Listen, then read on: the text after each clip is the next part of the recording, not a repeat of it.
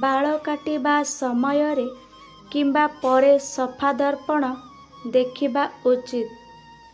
केबे भी मैला दर्पण देखिबा अनुचित। यह अशुभ होइथाए।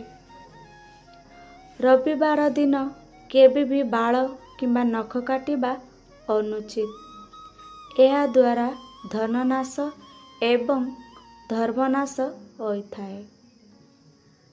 मंगलवार एवं शनिवार दिन बाल भूल रे भी काटिबा अनुचित। यह मृत्युर कारण होई पारे। बुधवार एवं शुक्रवार दिन बाल नख काटिबा द्वारा धन वैध होइथाए। गुरुवार दिन केबे भी बाल किंबा नख काटिबा उचित नुहे। यह द्वारा धन हानि होइथाए। आशा करछि आपण मानकु मो वीडियोटी भल लागथि। तेबे लाइक शेयर सब्सक्राइब कर दियंतु। जय जगन्नाथ।